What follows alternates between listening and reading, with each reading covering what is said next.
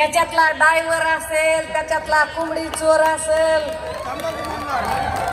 त्याच्यातला टपरीवाला असेल, त्याच्यातला विधिमंडळातच तंबाखू चोळणारा असेल, त्याच्यातला टेबलावर उभा राहून नाचणारा असेल, ह्या सगळ्यांचा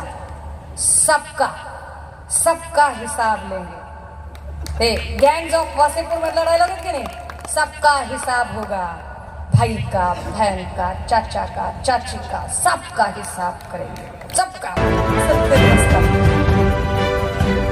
जेव्हा हे सगळं प्रकरण घडलं, सकाळी बातमी आली, सन्माननीय पक्षप्रमुखांनी फोन केला, कुठे आहात? सर मी हिंगोलीच्या नांदेडच्या इथे आहे. ताबडतोब अकोल्याला पोहोचायचं. जी सर, दुसरा शब्द नाही. 4:30 तासाला मी अकोल्यामध्ये होते. सन्माननीय पक्षप्रमुखांनी महाराष्ट्राचा कुटुंब प्रमुख म्हणून त्या लेकराला आणि कुटुंबाला मदत सुपूर्द करायला सांगितलं. कुटुंब प्रमुखांनी सांगितलेला तो जो मदतीचा हात आहे तो आम्ही तिथपर्यंत पोहोचवला. सत्तेत नसतानाही ती माणसं कुटुंब प्रमुख असणाऱ्या पक्षप्रमुखांची वाट बघतात. हे आमचं यश आहे. बाकी सत्ता स्थान आम्हाला काही नाही. गृहमंत्री म्हणून देवेंद्र फडणवीस सातत्याने फेल ठरतात. मग काही जण म्हणतात पण काही असो हो, नालायक म्हणावं का माणसाने, नालायक म्हणावं का? असं कसं हो दादा? अहो सामासिक शब्द आहेत, अलंकारिक शब्द आहे. महादेव म्हणजे काय? महा अधिक देव बरोबर महादेव, महान असा देव म्हणजे महादेव. त्रिनयन म्हणजे काय? ज्याला 3 डोळे आहेत, 3 नयन आहेत, असा तो त्रिनयन. नालायक म्हणजे काय? ना अधिक लायक, जो लायक नाही. असंच इतका सोपा अर्थ आहे की त्या पदासाठी आपण लायक आहात का विचार करा. मग काही लोक म्हणाले असं कसं काय? दादा हो, मी फार शांततेने आणि जीव तोडून सांगते तुम्हाला, कारण मी वारंवार म्हणते मी 4 ते 5 नोकऱ्या सोडून आली आहे दादा. पैसे कमवायचे असते ना तर लय नोकऱ्या होत्या माझ्याकडे. 5 नोकऱ्या सोडून आली आहे. आणि इथे तुम्ही कधीही जर गेलात मातोश्रीला तर साहेबांना विचारा. हे जाहीरपणे सांगताना अजिबात संकोच वाटत नाही की त्यांना असं सांगितलंय की सर मी किती रुपयाचा बॉन्ड लिहून द्यायचा आहे ते सांगा, की मला इलेक्शन आणि इलेक्शन नंतर कुठल्याही पदाची अपेक्षा नाही. बोला पुढे. पण तरीही काम करायचंय. का काम करायचंय? कारण या महाराष्ट्राच्या बेटरमेंटसाठी, या महाराष्ट्राच्या उज्ज्वल भवितव्यासाठी, या महाराष्ट्रातल्या लेकी बाळींना सुरक्षितपणे श्वास घेण्यासाठी गरज आहे ती एकाच नावाची, ते म्हणजे उद्धव बाळासाहेब ठाकरे. का गरज आहे त्या नावाची? तर त्याचं अजून एक कारण. राजे हो, एवढा म्हणजे एकतर 22 जिल्ह्यामध्ये दुष्काळ, ऐन हिवाळ्यामध्ये टँकर लावावं लागेल की काय अशी वेळ. खरीपाचं सगळं पीक निघून गेलं. काही ठिकाणी धूळ पेरणी झाली. रब्बीचं तरी हाताला लागेल असं वाटलं आणि अचानक गारपीट झाली, अवकाळी झाली. सगळं पीक हातातनं निघून गेलं. पीक विम्यासाठी शिवसेना लढाई देते, आंदोलन करते, पण पीक विमा कुठेही मिळाला नाही. आपल्याला चॉकलेट दिलं की 1 रुपयामध्ये पीक विमा आहे. 1 रुपयाने भरलं सगळ्यांनी, पण मिळाला कुठे विमा? विमाच मिळाला नाही. सरकारी कंपन्यांना शिवसेना नेते, आमदार, खासदारांनी सुप्रीम कोर्टामध्ये ओढलं. कोर्टाने आदेश दिले की विमे परत करा. कोर्टाचा आदेशही या लोकांनी पाळला नाही. जे लोक कोर्टाचा सुद्धा आदेश पाळत नाहीत, अशा लोकांना सरकार नावाची यंत्रणा काहीच बोलत नाही. याचा अर्थ राज्य सरकारचं आणि या विमा कंपन्यांचं आर्थिक साठालोट्याचं गणित आहे. हे साठालोट्याचं गणित मोडीत काढावं लागेल आणि म्हणून गरज आहे कंत्राटी भरती आणि बेरोजगारीवरती सुद्धा काम करावं लागेल. गेल्या 2-3 वर्षामध्ये भरतीच नाही. ना आरोग्य भरती आहे, ना शिक्षक भरती आहे. शिक्षक भरतीसाठी एक माऊली विचारायला लागली, साहेब ती साईट ओपन होत नाही. आपले गोड बोले आणि साखर झेले भाऊ लय गोड बोल्या माणूस, लय गोड बोल्या. असं बोलावलं की डायबिटीस होईल असं वाटते. त्यांनी सांगितलं, तुम्हाला कळत नाही का मी तुम्हाला काय सांगितलं? माझी मुलाखत चालू आहे, don't disturb me, don't disturb me. मुलाखत चालू आहे. तिच्या आयुष्या भविष्यापेक्षा मंत्री महोदयांना ह्यांची मुलाखतच महत्वाची आहे. या शिक्षकांनी काय करायचं? शाळा ठेकेदारी पद्धतीने दिल्या जातात. शाळांमध्ये शिकवण्याच्या ऐवजी शाळा लावण्यांच्या कार्यक्रमासाठी भाड्याने दिल्या जातात. ते म्हणतात की आम्ही संस्कृती जपणारे आहोत. का काम करायचे आपल्याला? तर संस्कृती काय ते त्यांना कळलंच नाही. ते फक्त जाहिरात करतात. धर्म काय तेही त्यांना कळलं नाही. कारण मला जेवढा हिंदुत्व आणि धर्म कळतो त्याच्यानुसार दिवाळीला पहाटे आम्ही मंगलगाणी वाजवतो. मग काही जण म्हणाले, तुमच्या काय पोटात दुखतो का? काय झालं लावणी झाली म्हणून? अरे कुठं कोण काय म्हणतंय? महाराष्ट्र सगळ्या लोककलांचा आदर करणारा आहे. महाराष्ट्रात लावणी असेल, गोंधळ असेल, पोवाडा असेल, शाहिरी असेल, भारुड असेल, वाघ्या मुरळी असेल, वासुदेव असेल, जात्यावरची ओवी असेल, सगळ्याच लोककलांचा आपण आदर करणारी माणसं आहोत. अरे पण कोणती गोष्ट कधी वाजवायची त्याची काही रीतभात हाय का नाही? दिवाळीच्या पहाटे पहाटे मंगलस्वर कानी पडावेत, पण गर्दी जमतच नाही म्हटल्यावर चक्क सकाळ सकाळी पाटलांचा बैलगाडा चौखूर उधळलाय ट्रॅफिक जामच्या काळामध्ये. काय धंदा आहे? काय गाणी वाजवता तुम्ही? काय बोलता? आणि त्यांनी बाता मारायच्या की आम्ही संस्कृतीचे ठेकेदार आहोत. दादा हो म्हणूनही गरजेचं आहे. मी कपिल पाटलांवरती जास्त अजिबात बोलायच्या भानगडीत पडणार नाही. कारण मला असं वाटतं की मला भिवंडीला खास महाप्रबोधनसाठी यायचंय. त्यावेळेला मी फार राखीव ठेवणार आहे. उसका हम स्पेशल एपिसोड करेंगे और अपना एपिसोड कैसे रहता है पता है तुमको?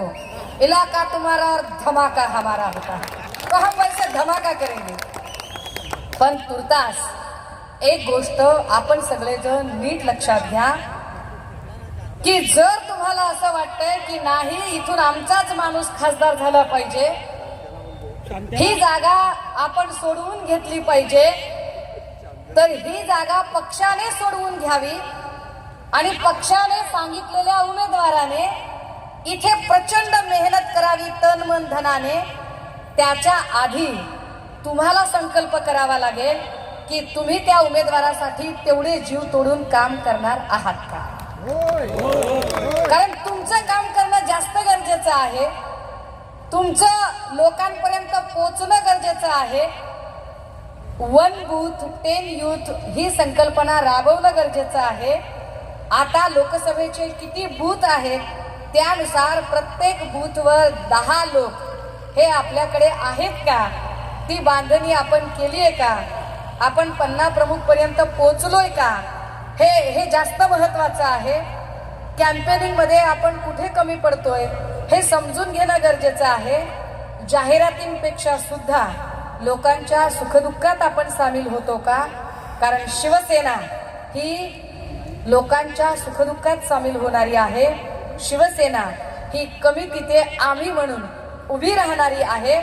अशा पद्धतीने आपण शिवसेनेसाठी काम करतो का हे जास्त महत्वाचं आहे. मला भिवंडीत यायचं म्हटलं की अंगावर काटा येतो. मला अजिबात भिवंडीला यायला आवडत नाही आणि त्याचं कारण आहे माझं काही. भिवंडीत यायचं म्हटलं की कमालीची ट्रॅफिक. म्हणजे आज ते हनुमंत पाटीलजींनी फार असं सोपं आणलं आम्हाला, जरा बरं आणलं. पण इकडे यायचं म्हणजे एवढं ट्रॅफिक असतंय आणि ट्रॅफिकचा कुठलाच नियम पाळायचा नाही असं जणू सगळ्यांनी ठरवलेलंच असतंय की काय अशी परिस्थिती आहे. त्यात म्हणजे रस्ते पाय ज्योतिता काय रस्ते आओ, म्हणजे उशीर ह्याच्यासाठी पण लागतो. रस्ते कशामुळे एवढे म्हणजे आपल्याला भीती वाटते हो. काय म्हणजे असला काचेसारखा गुळगुळीत रस्ता, पाय घसरून पडेल का काय माणूस? काय धंदा आहे हा? अशा सगळ्या वातावरणामध्ये जर खरंच भिवंडीत काही बदल घडवून आणायचे असतील, मी मंचावर बसल्यावर काही माहिती घेत होते तेव्हा मला असं कळलं की 20 ते 21 आमचे झेडपीचे लोक, त्यातले हार्डली 1 ला 2 माणसं गेली आहेत. बाकी अख्खं केडर आणि सगळे सदस्य इथेच आहेत. पंचायत समितीचे आमचे लोक 2 की 3 लोक गेलेली आहेत. त्यांचे बिचारांचं कल्याण हो, सुख लाभो. त्या 50 खोक्यातले किमान 2-4 सुटकेशी त्यांना पण मिळो. आता एवढा गद्दारीचा शिक्का लावून गेलेच आहेत तर काहीतरी मिळालं तर पाहिजे ना. नाही तर खाया पिया कुछ नाही और गिलास तोडा 12 ने का असं नको व्हायला त्यांचं. तर त्यांनाही काही मिळावं. पण ते सगळे लोक इथे आहेत. नगरपालिका किंवा कॉर्पोरेशन गेल्या 1.5-2 वर्षांपासून आपल्याकडे मुळात इलेक्शनच नाहीये आणि प्रशासन लागलेलं आहे. ग्रामपंचायतीची अवस्था, तसं तर ग्रामपंचायतीला चिन्ह नसतं, पॅनल नसतं. ग्रामपंचायतीचा जो कोणी निवडून येतो माणूस त्याला स्थानिकच्या आमदाराशी जुळवून घ्यावं लागतं, कारण स्थानिकचे निधी त्याच्याशिवाय मिळत नाहीत विकासासाठी. पण याचा अर्थ तो अमुक एका पक्षाचा आहे असं सांगता येत नाही. पण निवडून आल्यानंतर ठामपणे होय आम्ही शिवसेना उद्धव बाळासाहेब ठाकरे पक्षांच्याच सोबत आहोत असं सांगणारे अनेक ग्रामपंचायतीचे सदस्य आणि सरपंच आज इथे आले. सन्माननीय घाटाळजी आणि त्यांचे सगळे सहकारी यांनी आज प्रवेश केला. ही आमच्यासाठी आनंदाची गोष्ट आहे आणि आम्ही त्यांनाही विश्वास देतो की शिवसेना अत्यंत भाबडी आहे, शिवसेना निष्पाप आहे, शिवसेना रातोरात कुणालाही स्टार करू शकते, रातोरात स्टार करू शकते. सुषमा अंधारे दसरा मेळाव्याच्या 16 मिनिटांनंतर स्टार झालेली आहे, हे नीट लक्षात राहू द्या. शिवसेनेने भल्या भल्यांना दिलं, भल्या भल्यांना दिल्यानंतर म्हणजे त्या अदनान सामीच्या गाण्यात ऐसे ऐसो को दिया है आणि गेलेले कैसे कैसो को दिया है, त्या अशा अनेकांना दिलंय. घाटाळजी तुम्ही इथे येऊन निराश होणार नाहीत, तुमचे समर्थक निराश होणार नाहीत. शिवसेनेसोबत जो कुणी या संघर्ष काळात सोबत आहे, कारण मोती उधळताना जे सोबत असतात त्यांना सहज विसरता येते, पण अश्रू ढाळताना जे सोबत असतात त्यांना कधीही विसरता येत नाही. त्यामुळे या संघर्ष काळात आमच्या सोबत जे जे लोक आहेत त्या प्रत्येकाचा सन्मान ठेवला जाईल. 40 गेले आता काय राहिलं, 40 गेले आता काय राहिलं. अरे 40 निवडून आणणारे जे होते ना ते सगळे इथेच आहेत, ते कुठेच गेलेले नाही. आणि महत्वाची गोष्ट हा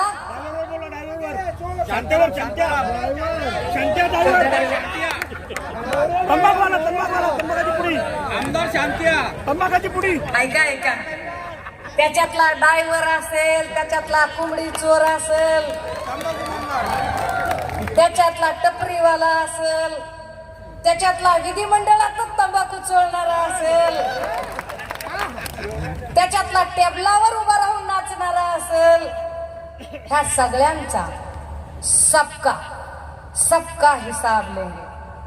हे गँग्स ऑफ वासेपूर मधला डायलॉग आहे की नाही, सबका हिसाब होगा, भाई का, बहन का, चाचा का, चाची का, सबका हिसाब करेंगे, सबका. पण हे नीट लक्षात घ्या की शेतकऱ्याचं पीक म्हणजे शेतकरी प्रचंड कष्ट करतो, पिकवतो, धान्याच्या राशी पडतात, ढीग लागतो आणि एखाद्या रात्री कुणी चोरटे येतात आणि ती पोती चोरून नेतात. ते धान्य चोरून नेऊ शकतात, पेरण्याची कला चोरू शकत नाही. तुम्ही 40 चोरून नेऊ शकता, पण ते घडवण्याची कला, ते घडवण्याची ठमक जी सन्माननीय पक्षप्रमुखांच्या मनगटात आहे ती तुमच्याकडे देवेंद्रजी कुठेच नाहीये. कारण देवेंद्र फडणवीसांनी, मी हे याच्या आधी बोलले, हे नीट समजून घ्या बरं का, नीट लक्षात ठेवा. लोक उगाच म्हणतात की देवेंद्र फडणवीस चाणक्य वगैरे, अंधश्रद्धा आहे, असं काही नाहीये. अंधश्रद्धा आहे आपली सगळी, नीट समजून घ्या. मी हे शिवतीर्थावरूनही सांगितलं, पुन्हा सांगते, चाणक्य हा माणसं घडवत असतो माणसं, हे की नाही. म्हणजे जसे वंदनीय बाळासाहेबांनी अनेकांना घडवलं, खासदार चंद्रकांत खैरे असतील, आढळराव पाटील असतील, अनंतराव अडसूळ असतील, अनंतराव गीते असतील, दिवाकर रावते असतील, हे की नाही, संजय राऊत साहेब असतील, स्वतः उद्धव साहेब असतील, घडवलं ना त्यांनी सगळ्यांना, हे की नाही. शरद पवारांनी पण अनेकांना घडवलं, पवार साहेबांनी कितीतरी माणसं घडवली. म्हणजे जे त्यांच्यावर टीका करतात आज ते सगळे त्यांनी घडवले. दस्तूरखुद्द उपमुख्यमंत्री अजितदादा पण त्यांनी घडवले. आपण देवेंद्रजींना जर विचारलं ना की तुम्ही कुणाला घडवलं तर उत्तर मिळतं कुणालाच नाही. देवेंद्रजींनी माणसं घडवली नाही, त्यांनी इकडून तिकडून सब भाडे का माल इकट्ठा किया हुआ है.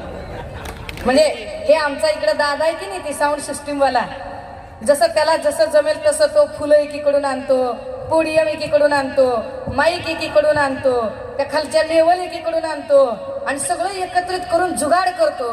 देवेंद्रजी जुगाड करण्यात पटाईत आहे, माणसं घडवण्यात नाही. देवेंद्रजींनी माणसं घडवली नाही, त्यांनी माणसं संपवली आणि त्यांच्याच पक्षातली संपवली. त्यांनी विनोद तावडेंना संपवलं, पंकजा मुंडेंना साईडलाईन केलं, एकनाथ खडसेंना त्रास दिला, जे बाहेरून घेतले होते अशाही लोकांना संपवलं. विनायक मेटे साहेबांच्या सोबत काय न्याय केला त्यांनी. राजू शेट्टी आता कुठे आहे, सदाभाऊ खोत त्यांच्यासोबत आता का दिसत नाही. मी विचारलं सदाभाऊंना, सदाभाऊ तुम्ही दिसत नाहीत आजकाल, कुठे असता, काय करता सदाभाऊ. ते म्हणतात काय नाही आता घरी म्हशीच्या धारा काढायला लागलो. मायचन खोटं सांगत नाही. तुम्ही फोन करून विचारा त्यांना, बिनधास्त विचारा की ताई असं म्हणल्या, ते काय बोलते. ते म्हणतात हो बाबा मी आता म्हशीच्या धारा काढवली, आता का करू मी, देवेंद्रनं काही ठेवलंच नाही आपल्यासारखं तर काय करायचं. महादेव जानकर असते, मतासाठी एका जात समूहाचा नेता देवेंद्रजींनी वापरला. हे दुसरीकडे बुमरँग करतात, पण मतासाठी एका जात समूहाचा नेता हा देवेंद्रजींनी वापरला. मग कधी मुस्लिम नेता असेल, कधी धनगर नेता असेल किंवा कधी अजून कुठला नेता असेल, या प्रत्येकाला वापरून घेतलं, पण शब्द एकाचाही शब्द पूर्ण केला नाही. आत्ताही ते शब्द पूर्ण करत नाहीत. आत्ताही ते भांडणे फक्त लावून देतात. मराठा ओबीसी हा वाद देवेंद्रजीच लावून देतात, हे माझं पुन्हा एकदा म्हणणं आहे. कारण मराठा समुदायाला आरक्षण देण्याची कुवत ही केंद्र सरकारकडे आहे आणि केंद्रातली ऍब्सोल्यूट मेजॉरिटी ही भाजपाकडे आहे. जर भाजपाची खरंच नियत असेल तर भाजपाने तात्काळ स्टेट असेंब्लीमध्ये रिझोल्युशन पास केलं पाहिजे. ते रिझोल्युशन पार्लमेंटला पाठवलं पाहिजे आणि पार्लमेंटने विशेष अधिवेशन बोलावलं पाहिजे. पण ते असं करत नाही, कारण त्यांना फक्त झुंजी लावायच्या आणि आपण काळजी घ्यायची आहे की अशा झुंजी लागणार नाही. आम्ही गावगाड्यातली माणसं सगळ्या जात समुदायातली गुण्यागोविंदानं राहू, आम्ही त्यांच्या बोलण्यात येणार नाही. अजून एक मी बोलताना कदाचित विसरून जाईल, मगाशी तो हनुमान चालिसेचा एक मुद्दा ताईंनी काढला होता. दादा हो, एक लक्षात घ्या, अभिषेक करणं किंवा पूजा करणं, पूजा जमली पाहिजे, शास्त्रोक्त पूजा जमली पाहिजे. अगदी आचमन वगैरे करून स्वतःची शुद्धी करून अशी पूजा जमली पाहिजे.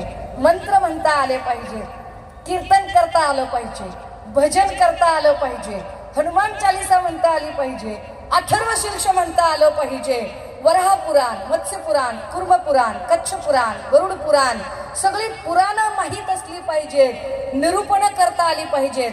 भगवद्गीता, ज्ञानेश्वरी, तुकोबारायांची गाथा यांचे अभंगाच्या अभंग पाठ झाले पाहिजेत. चांगली गोष्ट आहे, फार चांगली गोष्ट आहे. पण दादा हो, ही पात्रता कशासाठीची आहे. एखाद्याला मेकॅनिक व्हायचंय तर त्यानं मोटार मेकॅनिकचा कोर्स करावा लागतो, डॉक्टर व्हायचंय तर MBBS करावं लागतं, एखाद्याला शिक्षक व्हायचंय तर त्यानं DED करावं लागतं, एखाद्याला एखादा शास्त्रोक्त मठाधिपती व्हायचंय, शंकराचार्य व्हायचंय, एक मोठा गुरुजी व्हायचंय, शास्त्री व्हायचंय, तर त्याला हा सगळा शास्त्रांचा अभ्यास आला पाहिजे, मान्य आहे. पण ज्याला खासदार व्हायचंय, आमदार व्हायचंय, त्याला काय आलं पाहिजे, त्याला मतदारसंघाचे प्रश्न कळले पाहिजे, मतदारसंघातल्या अडचणी त्याला कळल्या पाहिजे. ह्यांना ते जमतंय का. जे लोक असं सांगतात, म्हणजे ते आपल्या नवनीत राणा विना जे लोक सांगतात की आम्हाला हनुमान चालिसा म्हणू दिली नाही. समजा नवनीत राणा आल्या असत्या मातोश्रीला आणि त्या जर म्हणाल्या असत्या की मला मातोश्रीत यायचंय, वहिनी साहेब इतक्या सुसंस्कृत आहेत की त्यांनी म्हटलं असतं या ताई तुमची खण्या नारळांना ओटी भरते, जेवायला करते, काय त्याच्यात विषय आहे, या तुम्ही, अडचण नाही. त्या जर म्हणाल्या असत्या मी मंत्रालयात येते, मुख्यमंत्री म्हणाले असते अवश्य या, तुमच्या मतदारसंघात काय प्रश्न आहे, मेळघाटची काय अवस्था आहे, कुपोषणाचा प्रश्न सुटलाय का, पाणी प्रश्नाचं काय आहे, कुठला मुद्दा घेऊन येणार आहात, म्हणजे मतदारसंघाचे विकासाचे प्रश्न घेऊन त्या आल्या असत्या तर त्यांना कोणी चढवलं नसतं. पण असं न करता जाणीवपूर्वक नौटंकी करणारी जी लोक आहेत त्यांच्यासोबत टिट फॉर टॅट वागायला लागतं. कारण ही नौटंकी करणारी माणसं आहेत ज्यांना स्वतःलाही शास्त्र कळत नाही, श्रुती कळत नाही, स्मृती कळत नाही, वेद कळत नाही, ग्रंथ कळत नाही, पारायण कळत नाही. ती माणसं हे सगळं करत राहतात. राजे हो, हे सगळं फार फार फार जीव तोडून सांगताना म्हणजे याच्यातली कुठलीही गोष्ट सुरू म्हणलं की आपण सुरूच करू शकतो. अथर्वशीर्ष सुरूच, आपण ते सगळंच सांगू शकतो, बोलू शकतो. पण आमच्यासाठी लोकांचे प्रश्न जास्त महत्वाचे आहेत.